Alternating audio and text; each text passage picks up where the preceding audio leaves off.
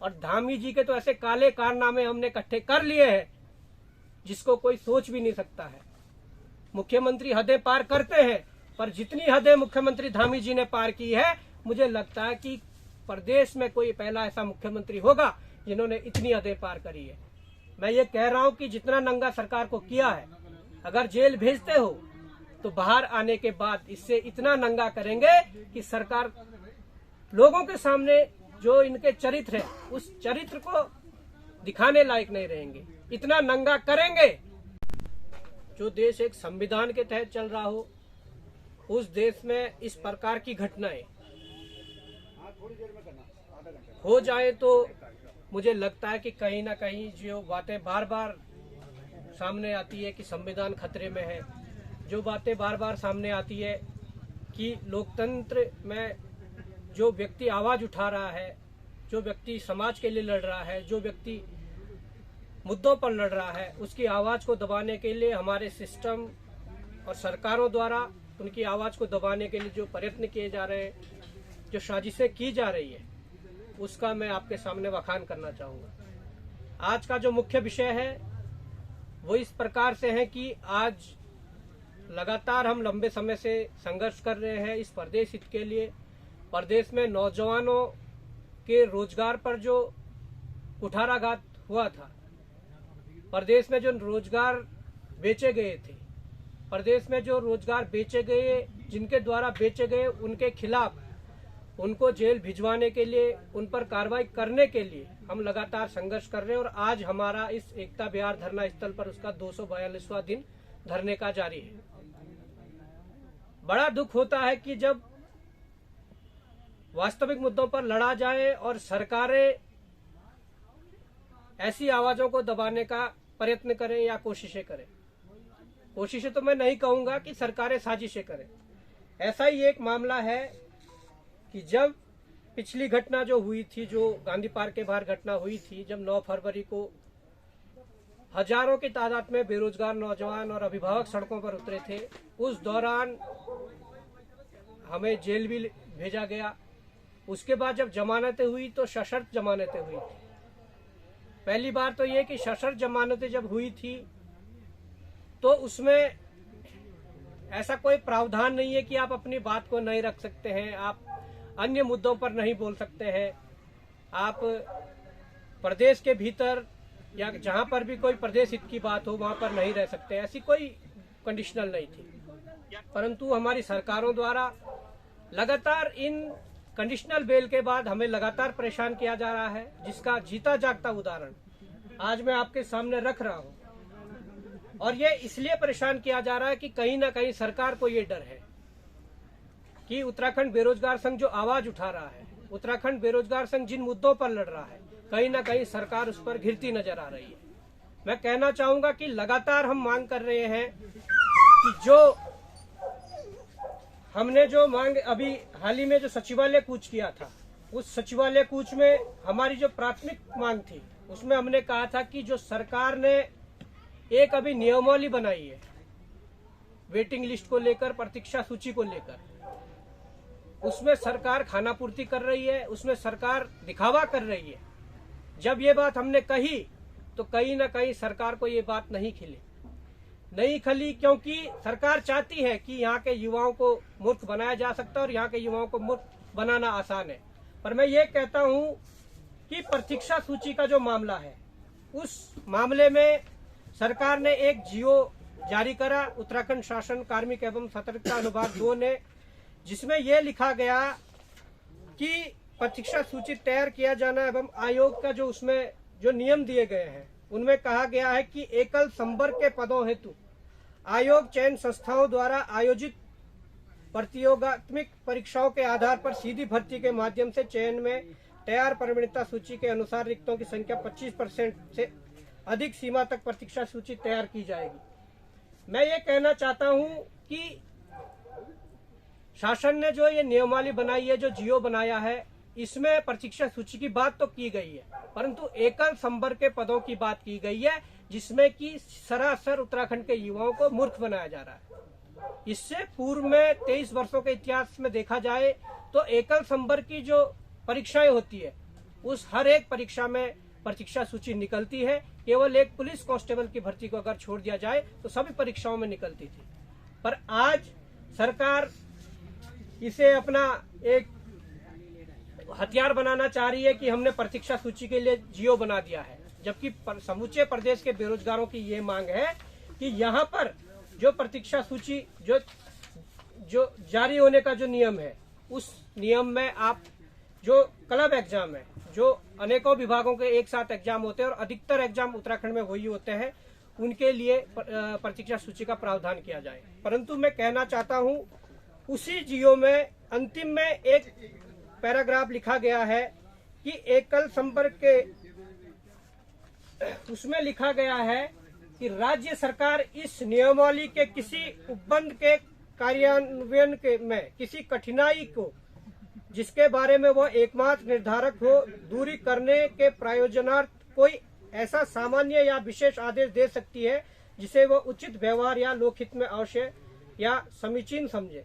तो मैं ये कहना चाहता हूं कि जब इस जियो में ये प्रावधान है तो लगातार प्रदेश भर का नौजवान ये मांग कर रहा है कि जो क्लब एग्जाम है उन सब में प्रतीक्षा सूची जारी की जाए, तो क्यों सरकार इस ओर ध्यान नहीं दे रही है।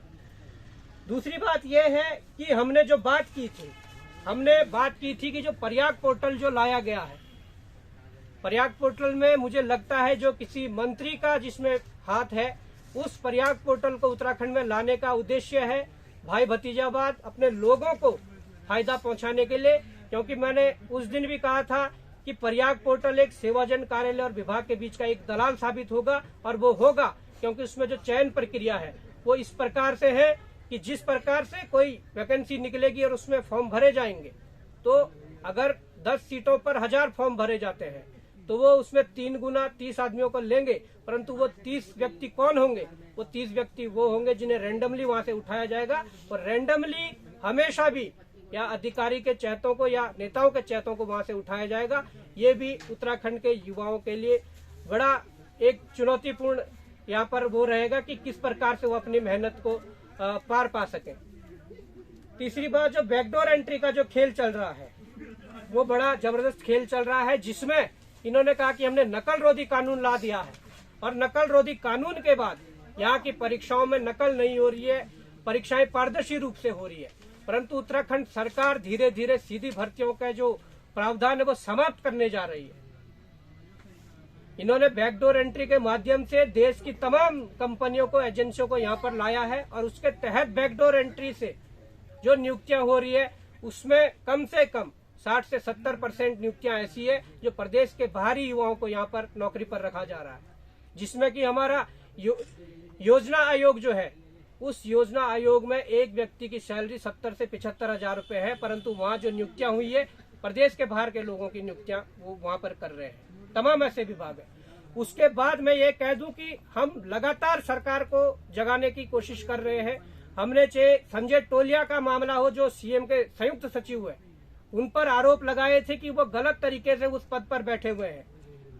हमने आरोप लगाए थे कि मुख्यमंत्री इसका संज्ञान लेकर उनको वहां से हटाएं, परंतु धामी सरकार, जीरो टॉलरेंस सरकार का आप एक्शन देखिए। उनको वहां से हटाए बिना या हटाने के बजाय उनको अपर सचिव के पद पर उनको प्रमोशन दिया जाता है, और इसलिए दिया जाता है, मैं खुले तौर पर यहाँ पर आरोप लगा रहा हूँ, इसलिए दिया जाता है और 6 महीने के लिए दिया जाता है कि मार्च फाइनल का जो ब्लैक मनी है, मार्च फाइनल में जो पैसा इकट्ठा करना होता है, उसके लिए यहाँ पर इनकी मुझे लग रहा है कि प्रमोशन किया होगा। ऐसे खेल लगातार आए दिन उत्तराखंड में चल रहे हैं। जो चीजें बाहर निकल कर आ रही है उन पर हम आवाज उठा पा रहे हैं, परंतु अंदर खाने आप परसों का हालत देख लीजिए कि लोक सेवा आयोग के अध्यक्ष, जिनका कार्यकाल समाप्त हो चुका था, वो कार्यालय में अपनी फाइलों को सिग्नेचर कर रहे हैं, उनको फाइलों को आगे बढ़ा रहे हैं। कितना बड़ा दुर्भाग्य है। मैं ये कहना चाहता हूं कि इस प्रकार के जो कृत्य प्रदेश के अंदर चल रहा है उसके खिलाफ लगातार आवाज हम उठा रहे हैं, परंतु मजे की बात अब ये है कि उस आवाज उठाने का नतीजा क्या है। अब मैं पॉइंट पर आता हूं। उस आवाज उठाने का नतीजा ये है कि जब हम इस प्रकार के कार्यक्रम कर रहे हैं, इस प्रकार के आंदोलन कर रहे हैं, तो हमें एक नोटिस प्राप्त होता है न्यायालय मुख्य न्यायिक मजिस्ट्रेट देहरादून, परंतु ये हमें डायरेक्ट कोर्ट से ये नोटिस नहीं मिलता है। हमें पुलिस चौकी से फोन आता है कि आपके लिए एक नोटिस आया है और पुलिस चौकी से इसलिए फोन आता है कि जो इसमें इंटरफेयर किया हुआ है वो उत्तराखंड सरकार का है, धामी सरकार का है और पुलिस का है। ये आप नोटिस अगर देखोगे, मैं आपको बताता हूँ, ये विनय कुमार, निरीक्षक विवेचक, पुलिस कार्यालय जनपद देहरादून, जो इन्वेस्टिगेशन ऑफिसर है, जो आईओ है, उन्होंने हमारे द्वारा किए गए जो कार्य है, हमारे द्वारा जो प्रदेश हित में, छात्र हित में जो अनेकों ऐसे मामले जो हमने संज्ञान में लाए हैं, अनेकों बार उत्तराखंड सरकार ने जब जब गलत किया है तो उत्तराखंड सरकार के उस गलत कामों का पर्दाफाश हम लोगों ने किया है। हमने कई बार सरकार को नंगा किया है, परंतु मैं ये कहना चाहता हूं कि उसके बदले इस प्रकार का हमें नोटिस मिलना, इस प्रकार का तोहफा मिलना कितना जायज है, कितना नाजायज है, ये आप सभी जनता जो है वो उस पर आप विचार करें। ये विनय कुमार जी हैं, ये इंस्पेक्टर हैं देहरादून में, और ये हमारे उस केस के विवेचक हैं। ये आईओ है जब 9 फरवरी को जो केस हुआ था। हमने प्रदेश के अंदर अपनी बात को रखने के लिए तमाम जगह पर हमने भ्रमण किया। इस दौरान हम कुमाऊं मंडल में भी गए, गढ़वाल मंडल में भी गए और देहरादून में भी कई कार्यक्रम किए। अब होता क्या है कि बागेश्वर की घटना किसी से छुपी नहीं है।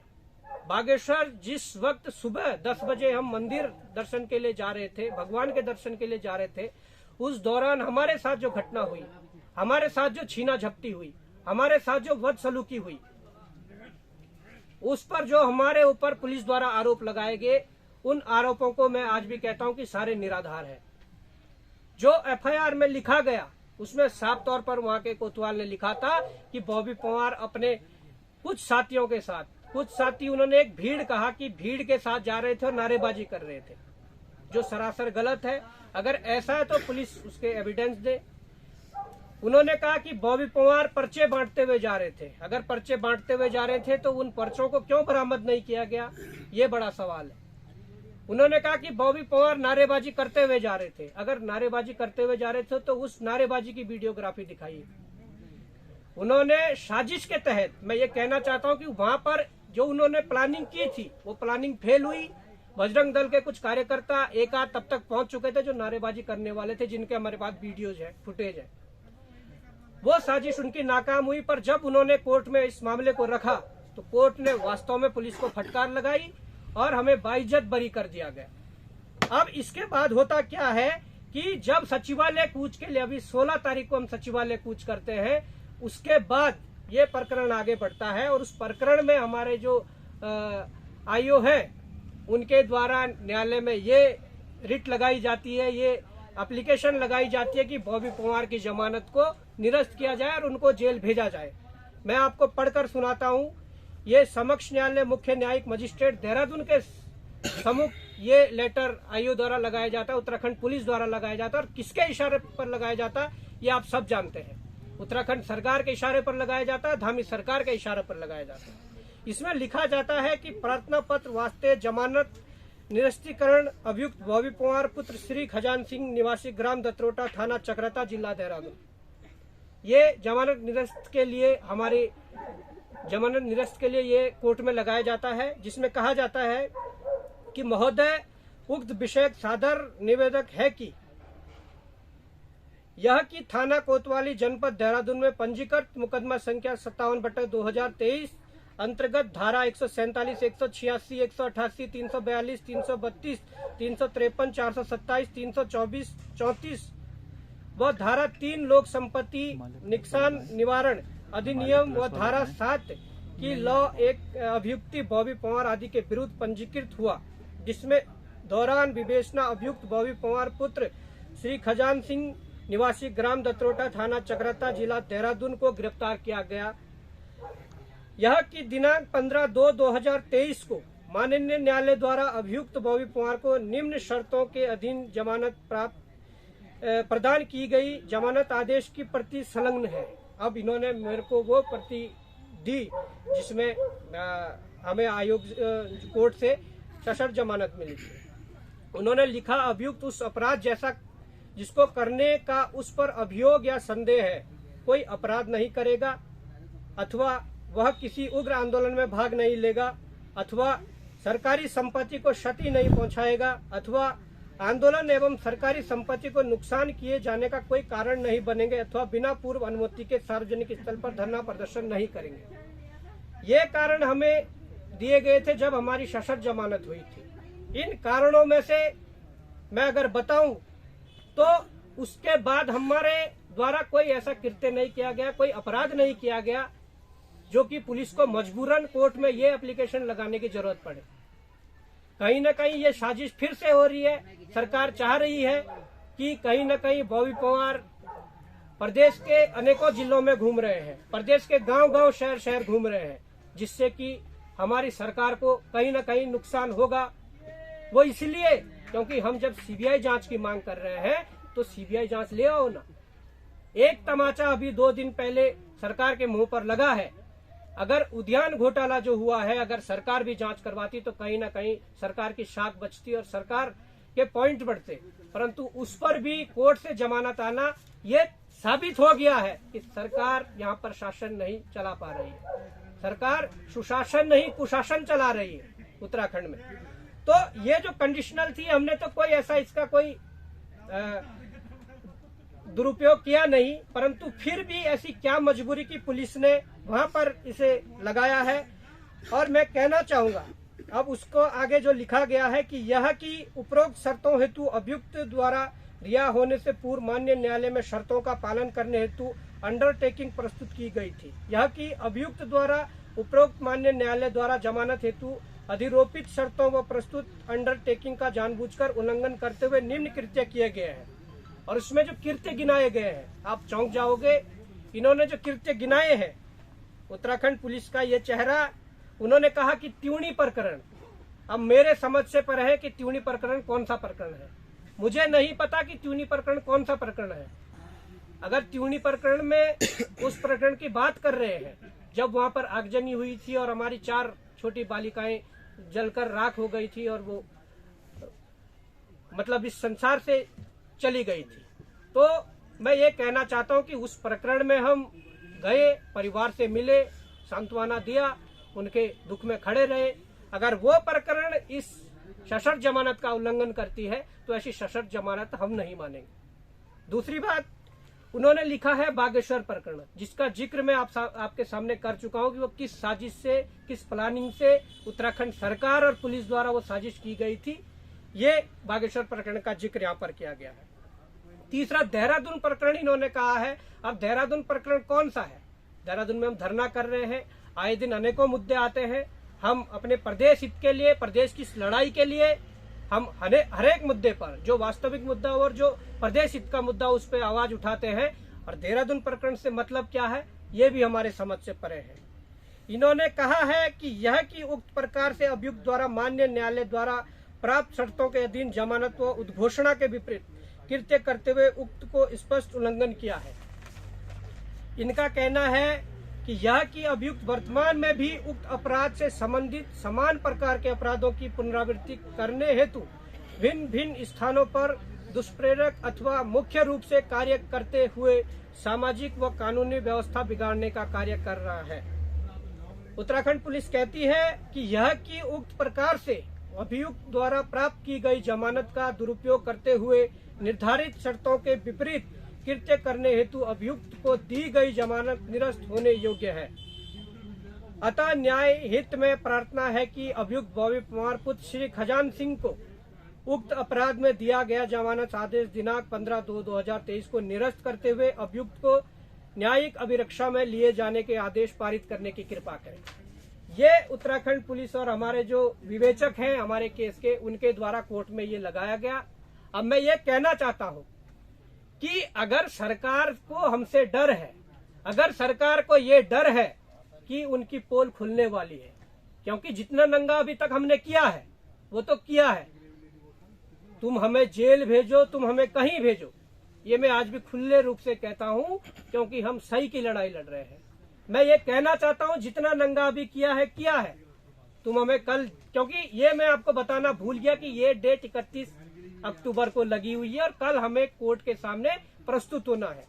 अब मुझे नहीं पता कि कल हमें जेल भेजा जाता है कि फिर से बेल मिलती है, हमें नहीं पता, पर यह प्रेस कॉन्फ्रेंस में इसलिए करना चाहता हूं कि क्या लगातार ऐसे जो तानाशाही है, लगातार जो एक लोकतांत्रिक देश में इस प्रकार की चीजें, जहां हमें आजादी है अपनी बात को रखने की, जहां हमें आजादी है लोकतांत्रिक तरीके से व्यवस्थाओं के खिलाफ लड़ने की, सिस्टम के खिलाफ लड़ने की, अगर उस देश में इस प्रकार के कृत्य हो रहे हैं तो ये बॉबी पवार के खिलाफ नहीं हो रहे हैं।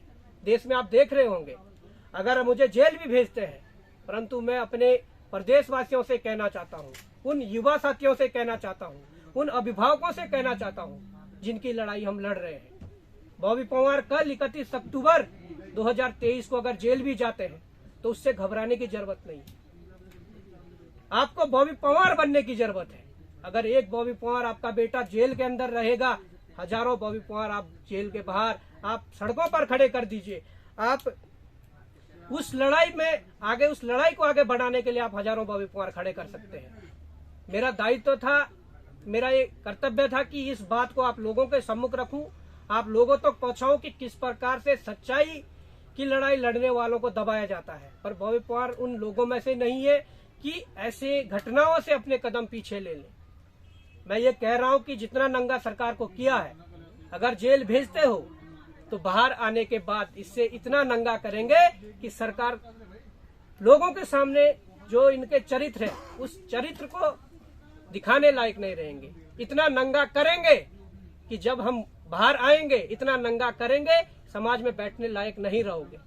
तुम्हारे काले चिट्ठे हमने इकट्ठे कर रखे हैं और हमें डर नहीं है, क्योंकि जो तुमने कुकृत्य किए हैं इस उत्तराखंड के साथ, जो कुकृत्य तुम लगातार कर रहे हो, आवाज उठाने के बाद भी तुम्हारी चमड़ी इतनी मोटी हो चुकी है कि हम कोई आवाज उठाएं, हम कोई विषय उठाएं, उस विषय पर कार्रवाई करने की बजाय आप उसे अनदेखा कर रहे हो। तो मैं ये कहना चाहता हूं कि ये 31 तारीख को हमारी ये डेट लगी हुई है कोर्ट में, और हो सके कल क्या हो क्या ना हो, परंतु मैं जरूर आप युवा साथियों को ये कहना चाहता हूं कि ये लड़ाई रुकनी नहीं चाहिए। हमारी टीम बाहर है, हमारी टीम लड़ रही है, मैं जेल जाऊं ना जाऊं, परंतु आप लोगों को मैं ये कहना चाहता हूं कि इस लड़ाई को, आपकी जिम्मेदारी है कि इस लड़ाई को आगे बढ़ानी है। ये साबित हो चुका है उद्यान घोटाले से, इतना बड़ा घोटाला, और सरकार जांच के आदेश नहीं कर रही है। जाते जाते चीफ जस्टिस विपिन सांघी जी ने उस पर सीबीआई जांच के आदेश दे दिए। तो ये साबित हो चुका कि सरकार अच्छे से काम नहीं कर रही है, सरकार अपने लोगों को बचा रही है। और ये मैं कह रहा हूं, दावे के साथ कह रहा हूं, जिस दिन इस भर्ती घोटालों की सीबीआई जांच हुई, उस दिन बड़े बड़े अधिकारी और बड़े बड़े नेताओं का नपना तय है। और इसलिए ये डरे हुए हैं, इसलिए सहमे हुए हैं, इसलिए बौखलाए हुए हैं, इसलिए बॉबी पवार को और उनके साथियों को परेशान किया जा रहा है, इसलिए बॉबी पवार को जेल भेजने की तैयारी है। पर हम अगर जेल भी गए तो मैं अपने उत्तराखंड के उन साथियों से, उन युवाओं से, अभिभावकों से कहना चाहता हूं, ये लड़ाई नहीं रुकनी चाहिए, क्योंकि इस प्रकार के कृत्य सरकार डर कर रही है। और धामी जी के तो ऐसे काले कारनामे हमने इकट्ठे कर लिए हैं जिसको कोई सोच भी नहीं सकता है। मुख्यमंत्री हदें पार करते हैं, पर जितनी हदें मुख्यमंत्री धामी जी ने पार की है, मुझे लगता है कि प्रदेश में कोई पहला ऐसा मुख्यमंत्री होगा जिन्होंने इतनी हदें पार करी है।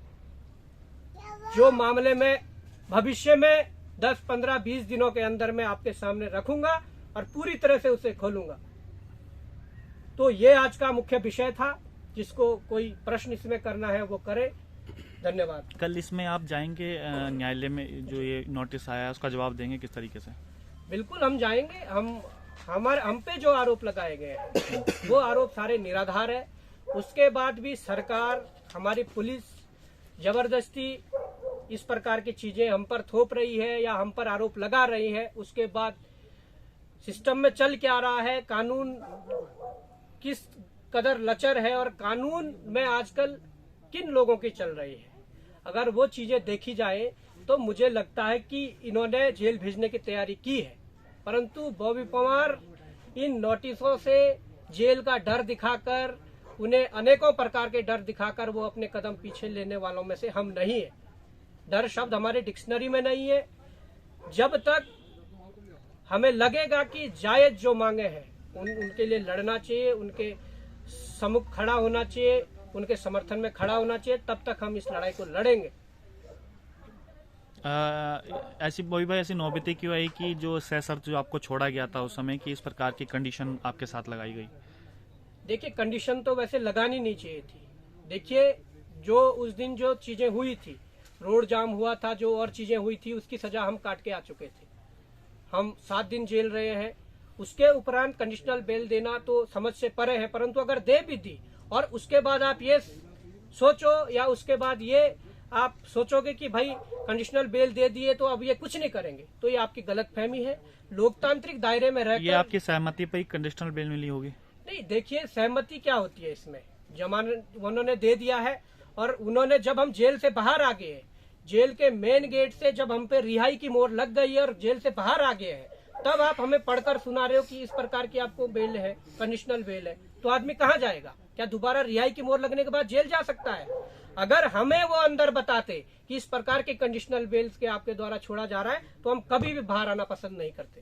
पर अगर कंडीशनल बेल मिली है तो उसके बाद अगर आप ये सोच रहे हो, इस गलत फहमी में हो कि वो लोग अब घर बैठ जाएंगे, कुछ नहीं करेंगे। देखिए, लोकतांत्रिक दायरे में रहकर जो जो अधिकार हमारे हैं, जो जो हम कर सकते हैं, गलत के खिलाफ, सिस्टम के खिलाफ जो हमारा जो संवैधानिक अधिकार है लड़ने का, उसके दायरे में रहकर जो चीजें हम कर सकते हैं हम करेंगे। उसके लिए अगर सरकार द्वारा, पुलिस द्वारा इस प्रकार का डर दिखाया गया तो उसका भी जवाब दिया जाएगा।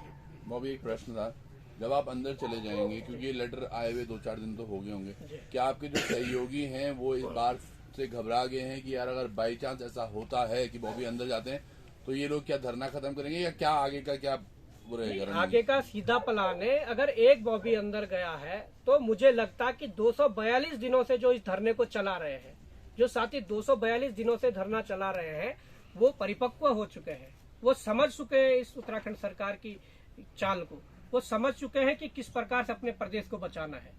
ये लोग धरने को जारी रखेंगे और एक नई क्रांति उत्तराखंड में करेंगे। बॉबी पवार के अंदर जाने से, बाहर जाने से फर्क नहीं पड़ता, पर फर्क ये पड़ेगा कि ये जो मुद्दा है ये जीवित रहना चाहिए, ये जो लड़ाई है ये जीवित रहनी चाहिए, ये लड़ाई आगे बढ़नी चाहिए। और उसके लिए हमारे जो लोग 250 दिनों से लगभग यहाँ पर बैठे वो इसके लिए तैयार है। परंतु ये आह्वान इसलिए भी जरूरी था, ये प्रेस कॉन्फ्रेंस इसलिए जरूरी थी कि जो घर पर बैठे हुए हैं, जिनको ये लगता है कि उनका क्या जा रहा है, ये आग अगर यहाँ तक पहुंची है तो ये आग उनके घर तक भी पहुंचेगी। इसलिए ये मेरा नैतिक कर्तव्य था, ये जिम्मेदारी थी कि आप लोगों को बताऊं कि गलत के खिलाफ लड़ने वालों के कैसे परेशान किया जाता है, गलत के खिलाफ लड़ने वालों की आवाज कैसे दबाई जाती है। परंतु हम अपने कदम पीछे लेने वालों में से नहीं है, हम डरने वालों में से नहीं है।